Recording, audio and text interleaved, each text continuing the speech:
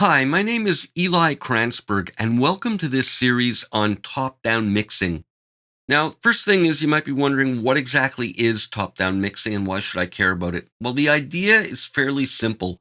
There are three layers to a mix. The top layer, which is the master fader, one layer below that, which are the group buses, and then finally the bottom layer, the individual tracks.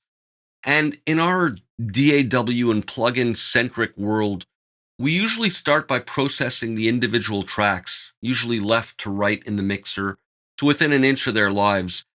But since what happens on the top layer affects everything beneath it, a top down mixing mindset starts by working on the top layer first instead of the individual tracks. So that means processing the master bus first. The idea is that by doing this, we don't get mired down and lost in the quagmire of all the individual tracks right at the beginning. Instead, we're focusing on the mix as a whole and trying to get a good blend right from the start. After the master bus, we work on the subgroups and then finally the individual tracks only if or when necessary. So, top down mixing forces us to approach the song as a whole, since we're working with the full mix right from the beginning instead of the individual tracks. Working this way, we don't overthink things. We're making broad mix moves based on what makes the overall mix sound best right from the beginning. It's a way of working quickly and efficiently by trusting our instincts, and it forces us to work on what is most important in getting the mix as a whole to gel. Now, the way most of us work is that we start with individual tracks and then buses and then the master fader. But the problem with applying dynamics processing like limiters and bus compressors after compressing individual tracks is that it can mess up the compression that we've worked hard to create earlier in the signal flow. So by starting with these broad brushstrokes that get you closest to a usable end result in minimum time and working fast, it makes it easier to keep hold of the big picture, aesthetically speaking, rather than getting too sidetracked by unimportant minutiae like how much 200K roll off is on this second kick drum mic, for example. Now, I don't always advocate a top down mixing approach in all situations. It's not suitable, for instance, in electronic music, where a lot of the individual track processing is what defines a sound. Top down mixing works best when we're starting with well recorded natural instruments and vocals. Another potential downside of top down mixing is that when we're working with multi track live drums, there might be phase relationship problems between the mics, and those are best dealt with first before adding anything. So a hybrid approach is often useful.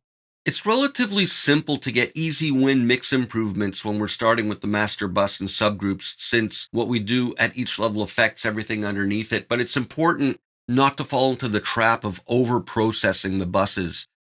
And sometimes inexperienced mixers can do this when they're starting with a top down mix mindset. Now, I like to think of it as more of a holistic song first type of approach rather than the left to right or solo mixing we often fall into when we're working in our DAWs. We generally begin a top down mix by pulling all the faders down at the start and then adjusting them slowly, bringing them up along with the pans to start with a good sounding static mix. We then process the top layer, the master bus, usually with some console emulation, maybe some saturation, compression, EQ. And since all tracks benefit from these, it usually yields great results very quickly.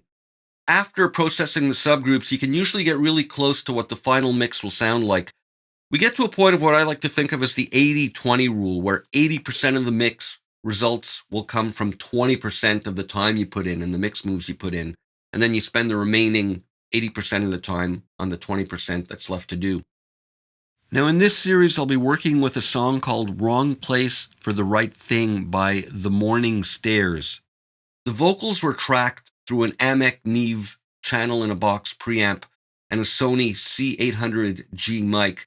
So using the Amec compressors, they already sound great even before any processing is applied. And the guitars were tracked with a variety of high-end mics. The drums are individual outputs from Superior Drummer, and the keyboards are software instruments. So this series isn't about taking a crappy mix and making it sound good. It's about working with well-recorded material and getting it to sound great without over-processing the individual tracks. I'll be working in Pro Tools using only the plugins that come with Pro Tools Ultimate Bundle, but this isn't a series about Pro Tools or any specific plugins. It's about working from a specific top-down mindset. For those of you who do work in Pro Tools, I'll be providing all the audio files and session files accompanying each video so you can follow along and practice and try your own moves.